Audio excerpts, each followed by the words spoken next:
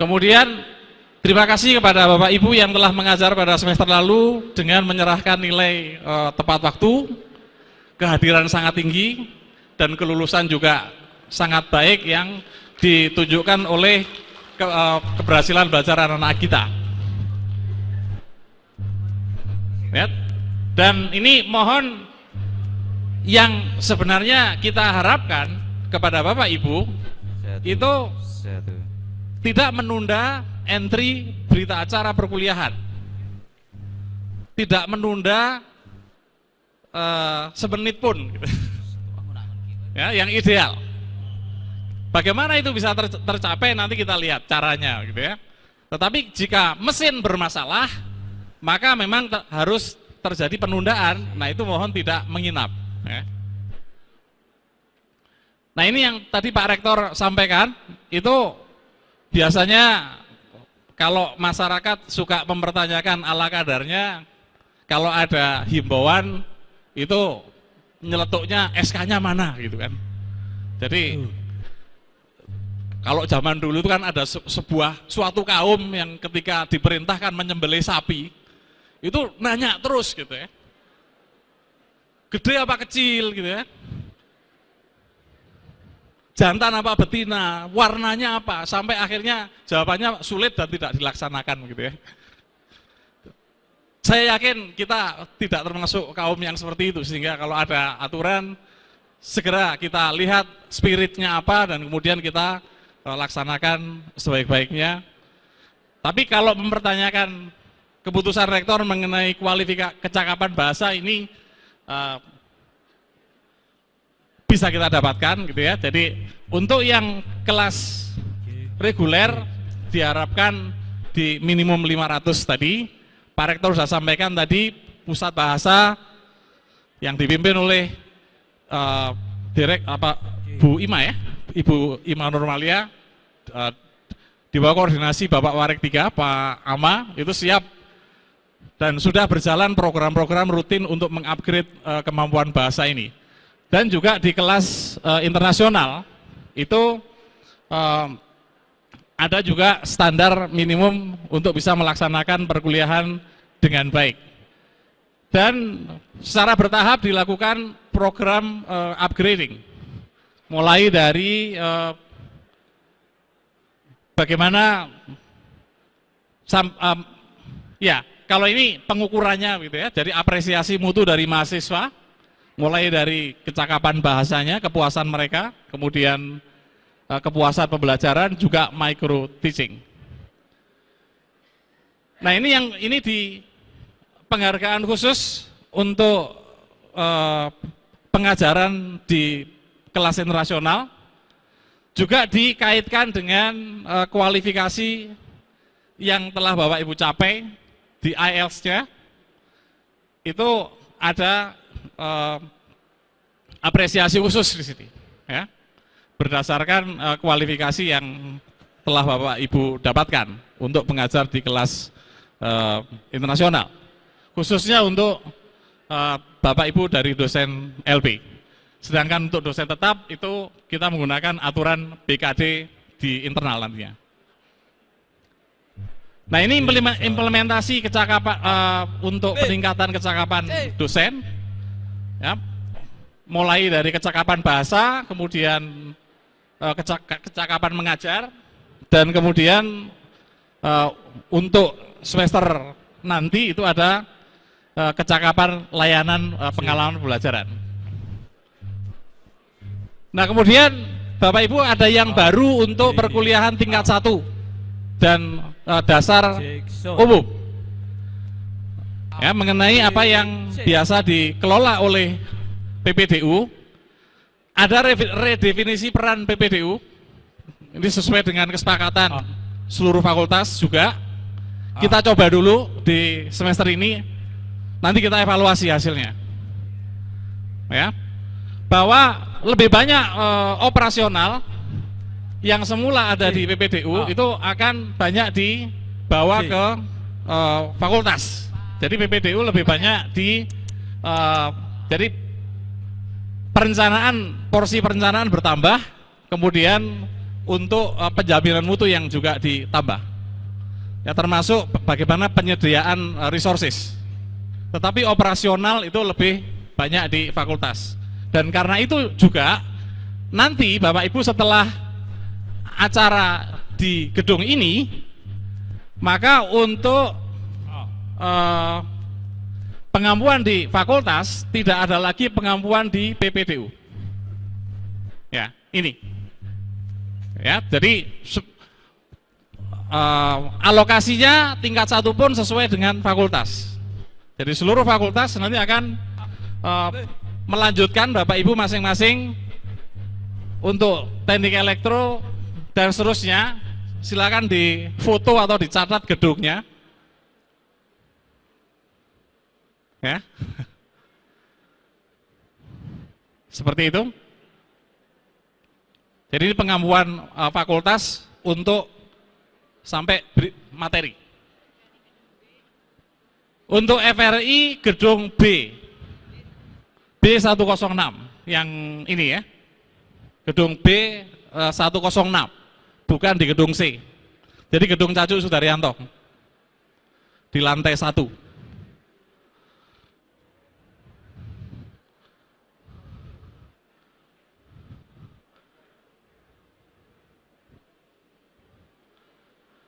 Nah ini juga sudah Bapak Ibu ketahui untuk yang sudah mengajar di semester lalu bahwa sangat mudah untuk pencatatan kehadiran kita dan anak-anak di perkuliahan. Zaman dulu hanya nomor 3, bahkan pakai kertas. Nah sekarang ada penggunaan RFID seperti tadi di pintu masuk aula ini. Siswa sedang bekerja keras untuk bisa siap di hari Senin nanti, dan ini sangat kuat sekali Pak Direktur Akademik untuk mendorong itu, Pak Kristanto, agar bisa berjalan, ya, memudahkan semuanya, dan bahkan kita semua bisa memantau keberlangsungan perkuliahan per gedung, per ruang, apakah sudah mulai atau belum, per mata kuliah, seperti panel monitor di bandara. Maskapai ini sedang boarding, maskapai ini sedang waiting, dan seterusnya. Ini juga begitu. Kalau Bapak Ibu semua membacakan atau ngetap RFID ke reader, maka akan tercatat di sana dan langsung kelihatan signage perkuliahan di kampus kita. Termasuk yang kedua juga memungkinkan untuk itu. Jika Bapak Ibu sudah masuk ke halaman aplikasi presensi, maka di digital signage akan langsung terlihat seluruh gedung dengan status ongoing dan seterusnya. Tidak waiting terus gitu ya. Nah, connect ke web Igratias untuk memasukkan kehadiran apabila tidak berhasil dibaca oleh reader, kita masuk ke Igratias dengan all check dan kemudian melakukan uncheck anak-anak yang tidak hadir. Sederhana sekali. Dan catatannya adalah, meskipun mesin itu berfungsi, bukan berarti Bapak Ibu tidak harus mengakses Igratias. Tetap harus mengakses Igratias karena memasukkan berita acara dan memasukkan materi yang diajarkan pada hari itu. Harapannya adalah prodi semuanya sudah memasukkan rencana pembelajaran semester, seluruh mata kuliah, sehingga Bapak Ibu dosen untuk mencatatkan materinya itu tidak secara manual ngetik lagi, tetapi menggunakan scroll down. Ya, fasilitasnya sudah ada semua. Harapan dari TELU adalah kepedulian bersama untuk terjaganya integritas dan kredibilitas proses akademik, tidak terlanggarnya kejujuran akademik, transparansi dan keadilan dalam penilaian proses, dalam penilaian hasil pembelajaran dan kepedulian bersama ini yang mohon juga tidak kalah penting kita perhatikan, kepedulian bersama terhadap sebaran nilai pada masing-masing kelas dan seterusnya. Karena ini bukan tidak berakibat terhadap bagaimana kampus ini kita harus jalankan. Terutama kalau terlalu banyak yang mengulang gitu ya. Nah, ini evaluasi semester yang lalu, semester ganjil. Yang merah-merah ini adalah yang belum menyerahkan nilai akhir semester kemarin. Ini normalisasi dalam persen, ya. Normalisasi dalam persen. Yang 35, yang masih 30 ini S2. Ya, dan S2 memang sekarang masih berlangsung sampai minggu depan. Jadi terima kasih Bapak Ibu luar biasa untuk prodi-prodi yang kelasnya banyak gitu ya. Bahkan ini ada yang DKV 397 kelas 100% sudah masuk.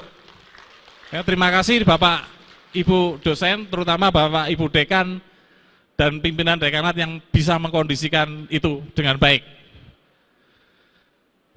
Masih ada yang kecil-kecil, termasuk ada yang tadi malam baru keluar nilai akhirnya setelah sehari sebelumnya diganjal pakai C semua. Dan itu ternyata menyangkut mahasiswa yang di perbatasan. Dia perlu ambil 21 untuk bisa lulus di semester sekarang.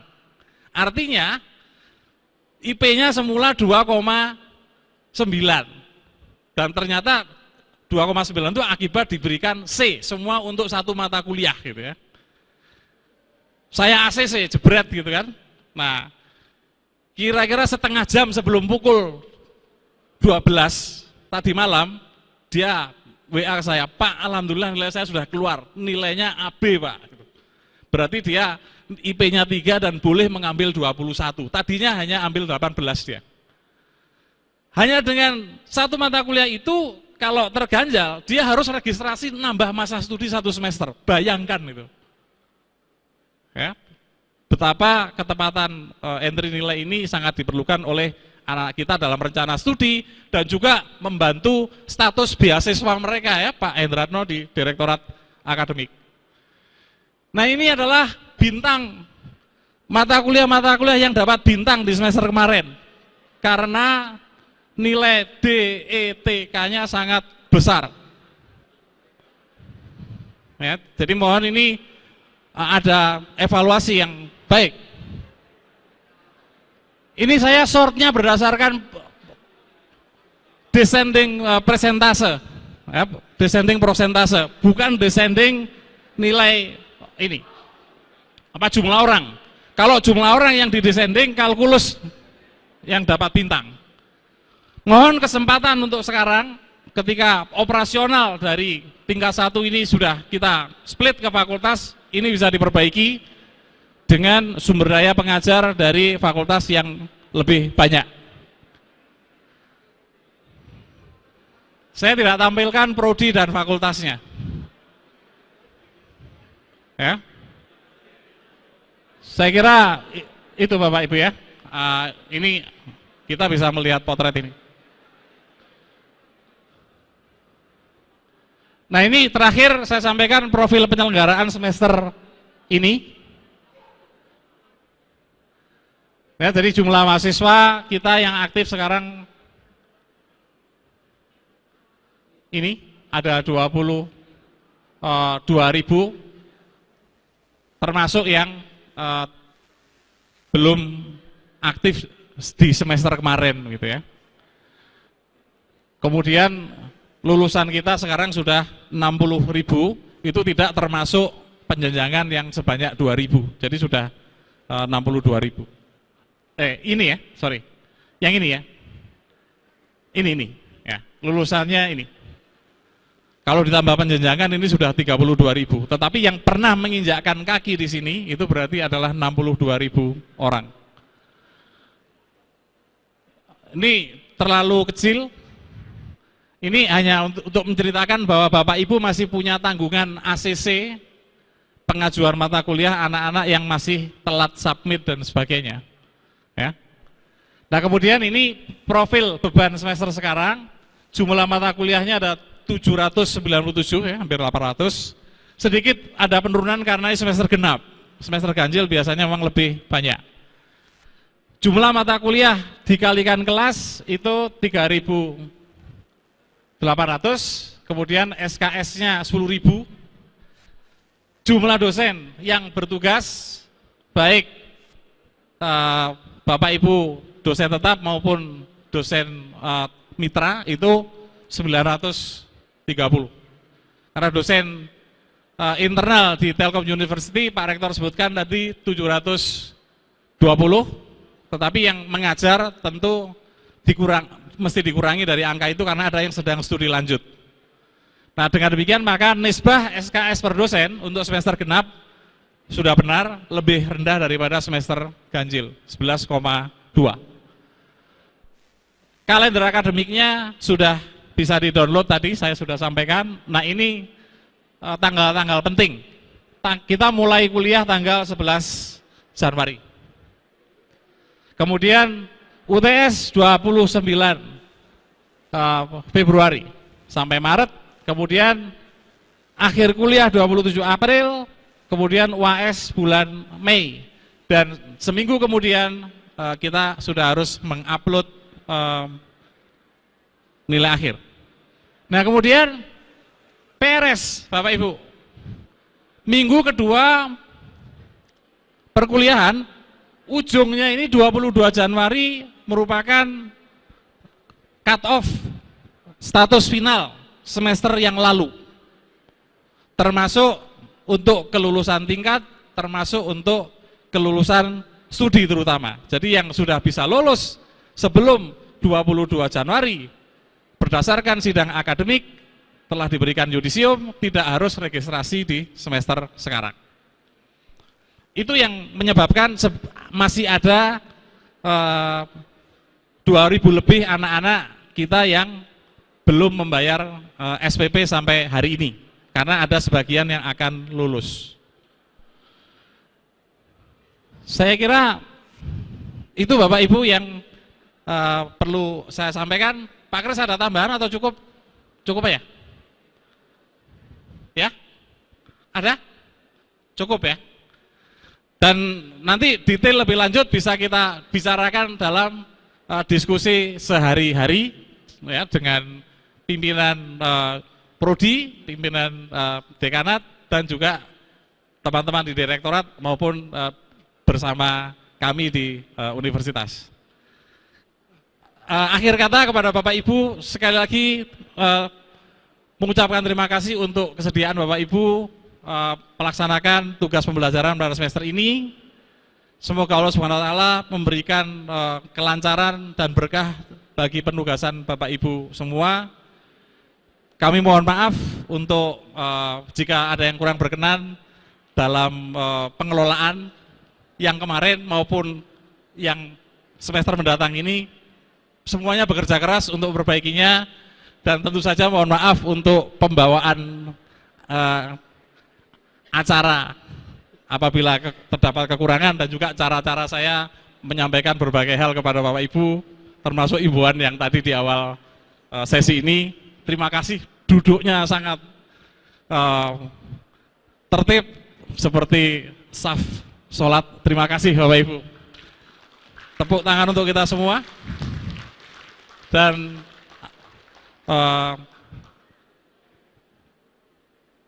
pada sesi terakhir yang kita tunggu-tunggu adalah inspirasi berbagai hal yang mengenai pendidikan tinggi di Indonesia dan lain-lain yang akan disampaikan oleh Bapak Dr. Insinyur Syarif Hidayat.